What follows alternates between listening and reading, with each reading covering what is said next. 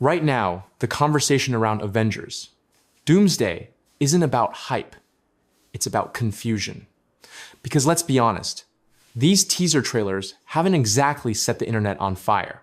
Aside from that one X-Men focused teaser that actually gave fans something to feel, everything else has been quiet, slow, almost strangely lifeless.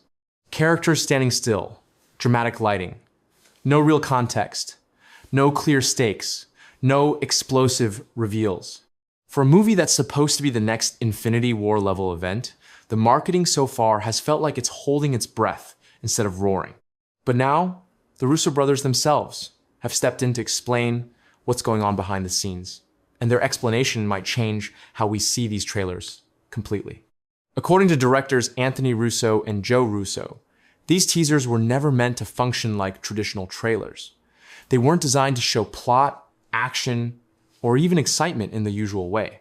Instead, they describe them as narrative information. Little fragments of story that exist on their own, like tiny puzzle pieces that only make sense once you've seen the full picture. Each teaser is meant to give a single character their own space, their own moment, their own emotional beat before the chaos of the actual film begins. In their words, the movie is so massive, so complex, and so packed with characters that they felt the best way to introduce it was by slowing everything down and letting each hero breathe individually before throwing them all into the storm together. On paper, that idea actually sounds kind of beautiful. Imagine a story so big that it needs a quiet introduction. Imagine a film where every character matters so much that they each get their own moment of reflection before everything collapses. The Russos are basically saying the story of Doomsday has already started. These trailers aren't just marketing, they're the opening chapter of the film. But here's the problem. When audiences sit down to watch a teaser for a movie this big, they're not looking for silence and stillness. They're looking for energy. They're looking for that feeling that something massive is coming. And so far, for a lot of fans, that feeling just hasn't been there. And that's why the reaction online has been so divided. Some fans are trying to trust the process, believing that Marvel is playing a long game, building tension slowly before dropping something huge. But others feel like this rollout has completely missed the mark. The very first teaser, the one that showed Steve Rogers returning in the most understated way possible, didn't feel like the return of a legend.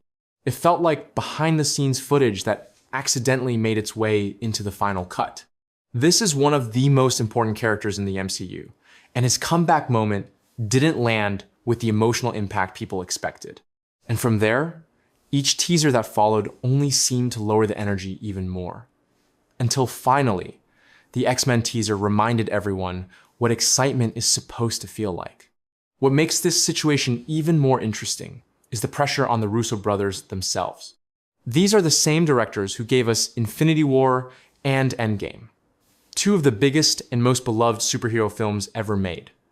But outside of Marvel, their recent work hasn't exactly inspired confidence.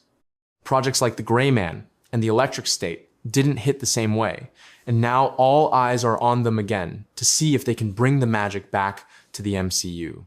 Avengers Doomsday isn't just another Marvel movie, it's a turning point. It's a test. It's Marvel trying to prove that the franchise can still deliver something massive, emotional, and unforgettable.